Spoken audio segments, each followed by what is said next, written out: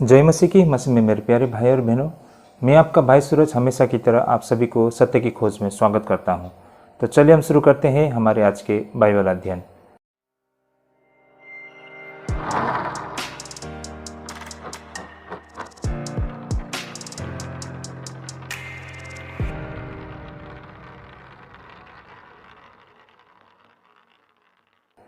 भाई और बहनों, एक बार फिर से स्वागत है आप सभी को सत्य की खोज में। काफ़ी रोचक विषय रहेगा भाई और बहनों, अंत तक बने रहिएगा। और इससे पहले के जितने भी हमारे बाइबल अध्ययन है आप हमारे प्लेलिस्ट से देख सकते हैं। हमारा पूरा कोशिश रहता है कि हम बिल्कुल chapter to chapter and verse to verse हम बाइबल अध्ययन करें और आपके समक्ष हम बिल्कुल व्यवहारिक शिक्षा लेके आएँ। और हमारा पूरा कोशिश रहता है कि जो बाइबल से संबंधित सत्य और तथ्य है उसे हम बिल्कुल सरल भाषा में आपके समक्ष रख पाए। तो चलिए भाई और बहन, हम शुरू करते हैं हमारे आज के अध्ययन को। हमारा आज का जो अध्ययन करने का रहेगा, जैसे मैंने कहा, हमारा आज का विषय है, दूसरा विषय जो 14 अध्याय 21 से लेकर 23 पद तक में है। विषय है respect for the weaker brothers. भाई और बहनों, एक ईसाई के गलत उदाहरण किसी के लिए विनाश का कारण बन सकता है। एक ईसाई के द्वारा गलत उदाहरण, उसके द्वारा ऐसा गलत कार्य करने से एक बहुत ही गलत संदेश जाती है जो किसी के जीवन को तबाह कर सकती है। और अनजाने में या बहुत समय पर जानबूझकर हमारे द्वारा ऐसे गलती होते हैं और हमारे द्वारा बहुत बड़ा पाप हो चुका होता है। हम खुद भी समस्या में पड़ते हैं और हमारे वजह से दूसरों को भी हम समस्या में डाल देते हैं। हम एक पाप नहीं डबल पाप कर रहे हैं भाई और बहनों। इस बात को आज हम समझने जा रहे हैं। सबसे पहले हम वचन को पढ़ लेते हैं 14 अध्याय 21 से लेकर 23 पद तक में। यहाँ पर वचन इस प्रकार लिखा है, भला तो यह है कि तू न मांस खाए और न दाख रस पिए, न और कुछ ऐसा करे जिससे तेरा भाई ठोकर खाए। तेरा जो विश्वास हो उसे परमेश्वर के सामने अपने ही मन में रख। धन्य है वो जो उस बात में जिसे वो ठीक समझता है अपने आप को दोषी न ठहराएगा, परंतु जो संदेह करके खाता है वह दंड के योग्य ठहर चुका, क्योंकि वह निश्चय धारणा से नहीं खाता और जो कुछ विश्वास से नहीं वो पाप है। ओके, आमीन। भाई और बहनों, हम पिछले कुछ हफ्तों से खान पान से संबंधित ऐसे विषय पर चर्चा कर रहे हैं। भाई और बहनों, इस पैसेज में भी हम ये समझ पाते हैं कि एक ईसाई को कुछ भी नहीं करना चाहिए जो एक दूसरे ईसाई के लिए पाप का कारण बन जाए। यहाँ पर प्रेरित पौलुस शराब के साथ साथ मांस का भी उल्लेख करता है। कोई ईसाई सामाजिक अवसरों पर थोड़ा थोड़ा शराब पीने के लिए स्वतंत्र महसूस करते हैं, लेकिन कुछ लोग मानते हैं कि उन्हें शराब नहीं पीना चाहिए। ईसाइयों को इस तरह के मामलों के विषय में सभी को अपनी राय बताने की जरूरत नहीं है, लेकिन उन्हें हमेशा अपने विवेक का पालन करना चाहिए, क्योंकि किसी के विवेक के खिलाफ कार्य करना भी पापी माना जाता है। ऐसा इसलिए है क्योंकि एक ईसाई को हमेशा विश्वास में कार्य करना चाहिए। दूसरे शब्दों में, एक ईसाई को परमेश्वर पर पूरी तरह से भरोसा करना चाहिए। बिना विश्वास के परमेश्वर को खुश करना असंभव है, जैसा कि इब्रानियों का पत्री 11 अध्याय 6 पद में कहा गया है ना। और विश्वास बिना उसे प्रसन्न करना अनहोना है, क्योंकि परमेश्वर के पास आने वाले को विश्वास करना चाहिए कि वह है और अपने खोजने वाले को प्रतिफल देता है। हमारा विषय भाई और बहनों, एक ईसाई के गलत उदाहरण किसी के लिए विनाश का कारण हो सकता है। कैसे? बहुत समय पर, है ना, बहुत समय पर, जैसा मैंने पहले भी आप सभी से कहा है कि बहुत सारे लोग ऐसे हैं दुनिया में, है ना। आज हम जिस समाज में रहते हैं, जिस दुनिया में रहते हैं, वहाँ पर हर प्रकार के लोगों को हमको दिखाई पड़ता है। भाई और बहनों, आज का हमारा जो विषय, मैं फिर से कहना चाहता हूँ कि एक ईसाई के लिए गलत उदाहरण किसी के लिए विनाश का कारण बन सकता है। ये हमारा आज का विषय है भाई और बहनों। देखिए भाई और बहनों, यहाँ पर इस पैसेज में प्रेरित पौलुस जो बता रहे हैं वो क्या है कि शराब के साथ साथ मांस का भी वो न खाने के लिए वो आग्रह करते हैं। देखिए भाई और बहनों, वैसे आप हर चीज़ वो खा सकते हैं, है ना। यीशु मसीह ने स्वयं कहा है ना कि हर चीज़ खाने के लिए योग्य है, और उसी तरह शराब को पीना भी ये पाप होता है, ऐसा कहीं नहीं बताया गया है। लेकिन शराब पीने से जो प्रभाव पड़ सकता है, इससे लोगों को बहुत बड़ा हानि हो सकता है। अब कुछ लोग कहेंगे कि ठीक है, बात सही है, इसीलिए हम जो शराब पीते हैं हम थोड़ा थोड़ा पीते हैं ताकि हम अपने आप को काबू में रख सके, है ना, और इससे किसी के ऊपर मतलब गलत प्रभाव ना पड़े, है ना। आमतौर पे होता क्या है कि लोग शराब पीते हैं और वो काबू में नहीं रहते हैं, और जो कुछ नहीं बोलना हो तो वो बोल बैठते हैं, जो कुछ नहीं करना हो तो कर बैठते हैं, जिस वजह से वहाँ पर बहुत गलत एनवायरनमेंट हो जाता है, या फिर उससे कहीं ना कहीं कुछ ऐसा बड़ा पाप भी हो जाता है। तो बेहतर होगा कि ये सारे चीज़ आप ना खाएं। लेकिन फिर भी कुछ लोग बोलते हैं कि हम मॉडर्न वर्ल्ड में हैं, है ना, या फिर हम पर काम का प्रेशर है, दबाव है, इसलिए हम थोड़ा बहुत खाते हैं, जो हम जानते हैं कि हमें कितना तक पीना चाहिए और हम कहाँ तक हम अपने आप को काबू में रख सकते हैं, कंट्रोल में रख सकते हैं, ऐसा उस व्यक्ति का मानना होता है। लेकिन भाई और बहनों, कई दफ़े ऐसे भी होते हैं कि बहुत सारे लोग आपको एडमायर कर रहे होते हैं, आपको फॉलो कर रहे होते हैं। हो सकता है उसमें से आपके खुद के परिवार हो सकता है ना। मान लीजिए आपके बच्चे, आप पिता हो या आप माता हो, आपको फॉलो कर रहे होते हैं, और आपका यही रवैया थोड़ा थोड़ा, जो आप बोलते हो ना कि थोड़ा थोड़ा खाने से कुछ नहीं होता है, हो सकता है कुछ नहीं हो सकता है, लेकिन इसका गलत प्रभाव आपके बच्चे के ऊपर पड़ सकता है, क्योंकि उनका विश्वास, उनकी समझ आपका जितना नहीं है। उसी तरह एक नए विश्वासी के लिए भी एग्जैक्टली वही कुछ हो सकता है कि उसका समाज उतना विकसित नहीं है, और आप जो कुछ कर रहे हो वो देखकर उसको ठेस पहुँचे, या फिर उसके लिए एक गलत संदेश आए, वो भी सोचे कि हमारे ये भाई अगर वो खा सकते हैं तो, या पी सकते हैं तो हम भी क्यों नहीं। भाई और बहनें, वैसे परमेश्वर ने हर चीज़ के लिए छूट दी है, लेकिन इसका मतलब ये स्वतंत्रता का गलत मतलब या फिर दुरुपयोग करेंगे, ये नहीं होता है ना। सब कुछ खा सकते हैं का मतलब आप हर जानवर को, हर प्राणी को आप मार के खाएंगे, तो ये नहीं होता है। मैंने पहले भी कहा है कि जिस देश में हम रहते हैं, जैसे कि यहाँ पर हमारे देश हिंदुस्तान में है ना, हमारे जो सनातनी भाई बहन लोग हैं, वो गाय के मीट को खाना तो दूर की बात, उसका नाम लेना भी मतलब बहुत ही दुख की बातें हैं ना उनके लिए, क्योंकि उन्हें वो पवित्र मानते हैं। तो उनके विश्वास को सम्मान करते हुए अगर हम गाय का मीट ना खाएं, वो बहुत बेहतर होता। खा सकते हैं, लेकिन ज़रा सोचिए अपने अड़ोसी पड़ोसी भाई बहन लोग, आपके खाने से आपके भाई को ठेस पहुंचता है, तो ये तो गलती है ना। ये बाइबल में बताया गया है, यही तो आपका बलिदान है, आपका सेक्रीफाइस है, यही तो गवाही है। आप ये सब चीज़ ना करके आपके भाई के प्रति, है ना, एक आप अच्छा संबंध बना सकते हैं। कल आप ही के लिए आसान होगा कि उसके सामने जाके सुसमाचार को प्रचार करें। उसी तरह भाई और बहनों, मान लीजिए हमारे जो मुसलमान भाई बहन लोग वो सूअर नहीं खाते हैं, तो अगर उनके लिए आप सूअर का मीट नहीं खाते हैं तो कितना अच्छा उदाहरण होगा ना, क्योंकि वे उसे अशुद्ध मानते हैं। देखिए भाई और बहनों, आपके नहीं खाने से किसी को नुकसान नहीं होता, लेकिन आपका खाने से बहुत लोगों को नुकसान होता है ना। तो ये बातों को हमें समझना होगा। फ़ायदा से ज़्यादा नुकसान हमको ज़्यादा दिखाई पड़ती है। ये बात को हमें मतलब फ़र्क करना आना चाहिए। देखिए भाई और बहनों, हमें इन सारी बातों को लेकर बहुत ही सतर्क होनी चाहिए, है ना। हम क्या बोलते हैं और अपनी बातों को किस तरह लोगों के सामने रखते हैं, हमें इन सारी बातों को लेकर बेहद सतर्क रहनी चाहिए। ये ज़रूरी नहीं है कि हम सभी को अपनी राय बताएं, है ना, लेकिन उन्हें हमेशा अपने विवेक का पालन करना चाहिए, क्योंकि किसी के विवेक के खिलाफ कार्य करना पाप ही माना जाता है भाई और बहनों। ऐसा इसलिए क्योंकि एक ईसाई को हमेशा विश्वास में कार्य करना चाहिए। दूसरे शब्द में एक ईसाई को परमेश्वर पर पूरी तरह भरोसा करना चाहिए।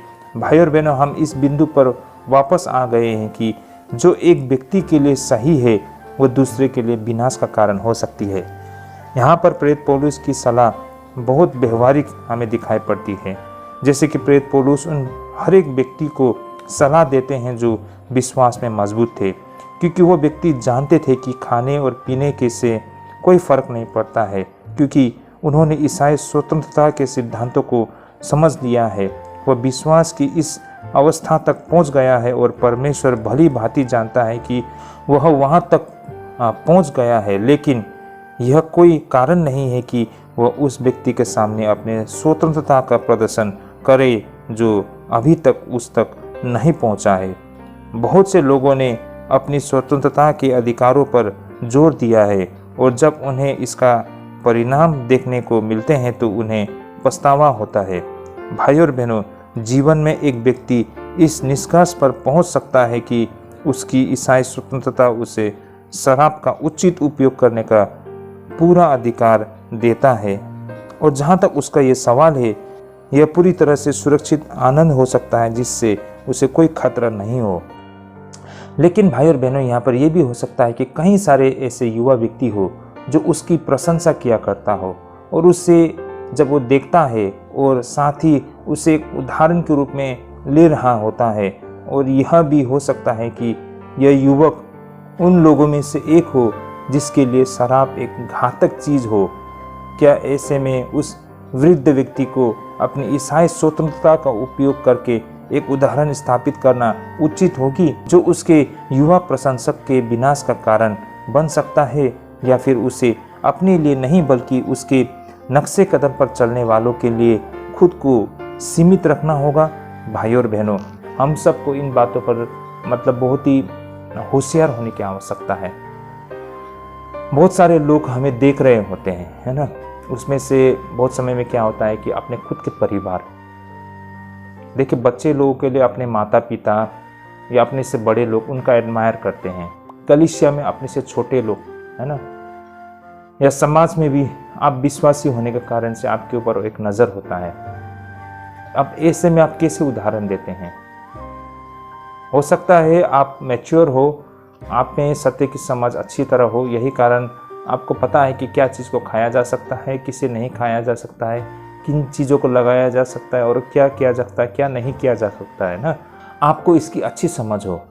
लेकिन भाई और बहनों, ऐसे बहुत सारे लोग होते हैं जिनकी समझ अभी तक परिपक्व नहीं हुआ है, उनको सत्य की समझ भली भांति नहीं हो। यही कारण भाई और बहनों, आपके द्वारा ऐसा कार्य करते हुए देख ले जिसकी उसे समझ न हो, यही कारण उससे वो एक गलत धारणा बना ले। तो भाई और बहनों, ऐसा इसमें बहुत ये संभावना है कि वो परमेश्वर से दूर हो जाए। इसलिए भाई और बहनों, हमें बहुत ही रिस्पॉन्सिबल, है ना, होना चाहिए। हम पर जिम्मेदारियां हैं भाई और बहनों। परमेश्वर के लिए आज हम यहाँ पर है, हम पर दायित्व है, हम पर जिम्मेदारी है, जिसे हम यूं ही हल्के से नहीं ले सकते हैं। इसे लेकर हमें बहुत ही गंभीर होना होगा। इसलिए हम क्या खाते हैं, क्या लगाते हैं, किस तरह व्यवहार करते हैं, इस पर हमें बहुत ही होशियार होना चाहिए। ऐसा नहीं है कि हमें खाने का अधिकार है बोलकर हम कुछ भी खा ले और कुछ भी लगा ले। हो सकता है ये करने से आपने कोई गलत नहीं किया हो, लेकिन आपके वजह से दूसरे क्या समझेंगे और उसके बाद उसका क्या निर्णय होगा, इससे आपके जीवन में बहुत फर्क पड़ सकता है। भाई और बहनों, निश्चित रूप से दूसरों की खातिर सचेतन सीमा ईसाई चीज़ है, और यदि कोई व्यक्ति इसका प्रयोग नहीं करता है तो उसे अच्छी तरह से पता चल जाएगा कि जिस चीज़ को उसने वास्तव में स्वीकार माना था, है ना, जिस चीज़ को उसने वास्तव में स्वीकार्य माना था, उसने किसी और को बर्बाद कर दिया है। यही कारण समझ बूझकर यह सीमित करना निश्चित रूप से बेहतर हो, बजाय यह जानकर पछताने की जिसे किसी ने खुशी के रूप में माना या वह वास्तव में किसी और के लिए मौत का कारण बन गई है। इसलिए भाई और बहन, आगे जाके हमें पछताने के बजाय आज ही हमें सतर्क होने की आवश्यकता है। यही कारण जीवन में हर क्षेत्र में बार बार ईसाइयों को इस तथ्य का सामना करना पड़ता है कि उसे चीज़ों को जांच करनी है ना, उसे जांच करनी चाहिए। कारण यह न केवल खुद को प्रभावित करते हैं बल्कि यह भी कि वे अन्य लोगों को भी प्रभावित करते हैं। एक ईसाई व्यक्ति हमेशा किसी न किसी अर्थ में अपने भाई का रक्षक होता है, न केवल अपने लिए बल्कि अपने संपर्क में आने वाले सभी लोगों के लिए भी एक जिम्मेदारी की बातें होती हैं। आगे प्रेरित पौलुस की सलाह उस व्यक्ति के लिए है जो विश्वास में कमजोर है, या उस व्यक्ति के लिए जो अत्यधिक ईमानदार विवेक वाला है। एक व्यक्ति अवज्ञा कर सकता है या अपनी ईमानदारी पर चुप रह सकता है। वो व्यक्ति कभी कभी कुछ काम इसलिए कर सकता है क्योंकि हर कोई ऐसा कर रहा है और वो उसमें अकेला होना नहीं चाहता है, या फिर वो ऐसा इसलिए करता है क्योंकि वो उपहास या अलोकप्रियता का कारण नहीं बनना चाहता है। इस पर प्रेरित पौलुस का उत्तर है कि यदि कोई व्यक्ति अपने विवेक की अवहेलना करता है तो वह पाप का दोषी है, और यदि कोई व्यक्ति किसी बात को गलत मानता है लेकिन फिर भी वह उसे करता है तो वह उसके लिए पाप ठहरता है। यही कारण एक तटस्थ चीज तभी सही चीज बनती है जब वह व्यक्ति वास्तविक तर्कसंगत विश्वास के साथ की जाती है कि वह सही है, क्योंकि कोई भी व्यक्ति किसी अन्य व्यक्ति के विवेक का रक्षक नहीं है और प्रत्येक व्यक्ति के विवेक उदासीन चीज़ों में उसके लिए मध्यस्थ होना चाहिए कि क्या सही है या क्या गलत है। ओके, आमेन। इस तरह भाई और बहन, इस पैसेज में हमें ये समझ आती है कि एक ईसाई को कुछ भी नहीं करना चाहिए जो एक दूसरे ईसाई के लिए पाप का कारण बन जाए। यहाँ पर प्रेरित पौलुस शराब के साथ साथ मांस का भी उल्लेख करता है। कई ईसाई सामाजिक अवसरों पर लोग थोड़ा बहुत है ना एंटरटेन के नाम पर वो सब चीज़ करना चाहता है जो संसारिक लोग किया करते हैं, लेकिन आमतौर पर विश्वासी लोग मानते हैं कि उन्हें शराब या फिर ऐसे चीज़ों का सेवन नहीं करना चाहिए। लेकिन भाई और बहनों, हमें इन सारी चीज़ों को लेकर बहुत ही सतर्क रहनी चाहिए, है ना। भला होगा, बेहतर है खुद के लिए भी। जैसे मैंने कहा ना कि कुछ चीज़ें होते हैं, हम सोचते हैं कि हम सिगरेट पीते हैं, लेकिन सिगरेट नहीं पी रहे, सिगरेट हमको पी रहे हैं, जिस वजह से एक दिन आपको गंभीर बीमारी हो जाती है, कैंसर जैसी बीमारी, जो भयानक बीमारी है ना। कुछ लोग बहुत मीट मांस खाते हैं, इतना खा लेते हैं कि वो डायबिटीज़ हो जाता है या फिर उसका बीपी हो जाता है, जिस वजह से उनके लिए मतलब बहुत नुकसानदायक होता है। तो आप मीट को नहीं खा रहे हैं या फिर आप शराब नहीं पी रहे हैं, आप सिगरेट नहीं पी रहे हैं, बल्कि ये सारी चीज़ें आपको धीरे धीरे खा रहे हैं। तो ये बातों को हमें समझना होगा, इसीलिए बेहतर होगा कि इन सारी चीज़ों से आप दूर रहिए। वैसे आपके लिए ये सब चीज़ खा सकते हैं, ये सब चीज़ खाने में कोई पाप हो जाता है ऐसा नहीं है, लेकिन इनडायरेक्टली भाई और बहनों आप अपने शरीर को हानि पहुंचा रहे हो और दूसरों के लिए भी एक गलत उदाहरण बन रहे हो, जिस वजह से उनके लिए भी नुकसान हो सकता है। और इस तरह से आप खुद के लिए सिर्फ पाप नहीं कर रहे हो, बल्कि उसके लिए भी आप पाप कर रहे हो। मैंने शुरुआत में कहा डबल पाप कर रहे हो, तो कितनी भयानक बातें हैं, है ना। हम विश्वासी तो एक समाज के लिए एक अच्छा उदाहरण बनना चाहिए। हम पर दायित्व और जिम्मेदारी है, मात्र अपने परिवार ने, अपने कलीसिया ने, अपने पूरे समाज के लिए, है ना भाई और बहनों। तभी तो हम सुसमाचार की प्रचार कर पाएंगे। तो हम एक जिम्मेदार नागरिक होना भी हमारा कर्तव्य है भाई और बहनों। तो भाई और बहनों, हम में ये सारी खूबियाँ, अच्छाई होने के बजाय इसके विपरीत हम गलत उदाहरण पेश करके हम अपने लिए भी और दूसरों के लिए भी नुकसान का कारण बनते हैं। तो क्या आपको लगता है कि ऐसे व्यक्ति परमेश्वर के स्वर्ग राज्य के लिए हकदार हैं, परमेश्वर की सेवा करने के लिए योग्य है? तो भाई और बहनों, आज इस पर हमें चर्चा करनी चाहिए, इस पर विचार करना चाहिए। देखिए, हम विश्वासियों का जीवन सिर्फ खाना पीना नहीं है ना, उससे हमको सही मायने में आनंद और खुशी नहीं मिलती है। लेकिन भाई और बहनों, एक अच्छा उदाहरण पेश करके, परमेश्वर के एक अच्छे सेवक बन के जो शांति हम सुकून प्राप्त करते हैं, सही मायने में वो हमारे लिए आशीष है। तो ये था हमारा आज का दूसरा विषय। होपफुली आप सभी को अच्छा लगा हो। अगर आप सभी ने इसको एंजॉय किया है, आप सभी को अच्छा लगा है, समझ में आती है, जरूर इसे शेयर कीजिए ताकि सब तक ये सच्चाई और तथ्य पहुँच सके। तो भाई और बहनों, आज के लिए हमारा अध्ययन यहीं तक है। अगले रविवार मिलते हैं। फिलहाल के लिए हम यहीं पर स्थगित करते हैं। हमने जो सुना है, परमेश्वर आप सबको ढेरों आशीष करे, परमेश्वर भी आप सभी को ढेरों आशीष करे और अगुवाई करे। और अगले हफ्ते हम फिर से मिलेंगे। तब तक आप सभी अपना ख्याल रखें। जय मसीह की।